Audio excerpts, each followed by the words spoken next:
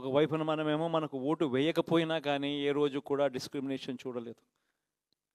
అటువంటి వాళ్లకు కూడా మనం డోర్ డెలివరీ చేసిన ప్రభుత్వం పాలన మందైతే ఈరోజు కేవలం ఓటు వేయలేదన్న ఒకే ఒక కారణంతో ఏకంగా కొడతా ఉన్న పాలన వీళ్ళది. ఈ పాపం ఊరికే పోదు. రెండవ పాపం చంద్రబాబుది కూడా అప్పుడే పండింది.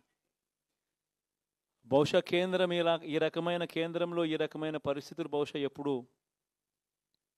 ఉండిండవేమో.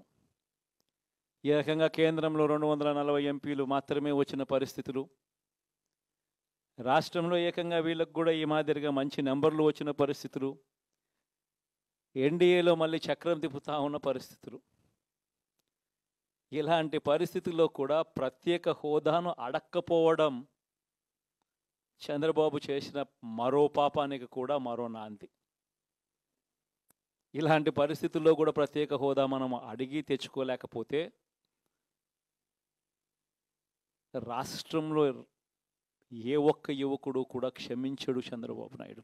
మనం కొంచెం ఈ పాపాలు పండేదాకా మనం గట్టిగా దీన్ని నిలబడగలిగితే, ముందుకు తీసుకొని పోగలిగితే ఈ పోరాటాన్ని ఆటోమేటిక్గా శిశుపాలని 100 పాపాలు ఫాస్ట్గా ఎరోడ్ అయిపోతాయి. కాబట్టి ప్రతి ఒక్కరూ ఈ విషయాలన్నీ గుర్తుపెట్టుకోమని కోరుతాం.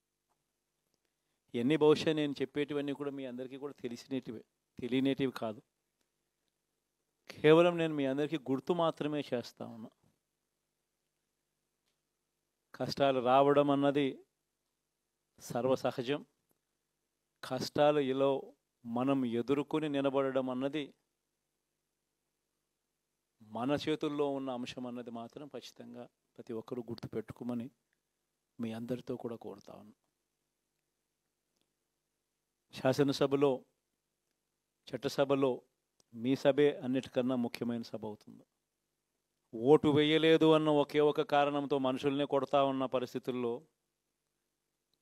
మనుషుల్ని అవమానిస్తూ ఉన్న పరిస్థితుల్లో, మనుషుల్నే బలవంతంగా ఆస్తి నష్టం చేస్తూ ఉన్న పరిస్థితుల్లో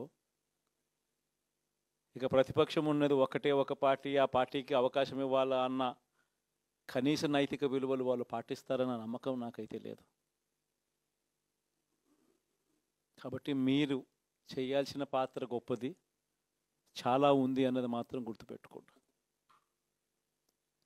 రాబోయే రోజుల్లో యాక్టివిటీ లెవెల్స్ అనేది ఆటోమేటిక్లీ పెరుగుతాయి. రాష్ట్ర వ్యాప్తంగా ఉన్న కార్యకర్తలందరినీ ఎవరినైతే వాళ్ళు ఇబ్బందులు పెట్టారో ఖచ్చితంగా వాళ్ళందరికీ మనోధైర్యం ఇస్తూ వాళ్ళ గ్రామాలకు వెళ్ళి వాళ్ళకు తోడుగా ఉండే కార్యక్రమాలు చేసే కార్యక్రమాలు జరుగుతాయి. రాబోయే రోజుల్లో ఇంకా టైం గడిచే కొద్దీ ప్రజల్లోకి వెళ్ళే కార్యక్రమాలు ఇంకా ముమ్మరం అవుతూ పోతాయి. చివరికి ప్రజల్లోనే ఉంటాం. ప్రజలతో కలిసి పోరాడే కార్యక్రమం వేగంగా టైం గడిచే కొద్దీ మనము వేగంగా అడుగులు ముందుకు వేస్తాం. ఒకటి మీ అందరికీ చెప్తా ఉన్నా, ఏకంగా 14 నెలలు పాదయాత్రలు చేశాం. ఆ వయసు ఈ రోజుటికి నాకుంది. ఆ సత్తువ ఈ రోజుటికి నాకుంది. కాబట్టి మీరు మాత్రం ప్రతి ఒక్కరూ గుర్తుపెట్టుకోండి, ఆ టైం వచ్చేదాకా మీ పాత్ర చాలా కీలకం. ప్రతి ఒక్కరూ ఈ విషయాన్ని మాత్రం గుర్తుపెట్టుకొని మీ అందరితో కూడా సవినయంగా వేడుకుంటా ఉన్నాను.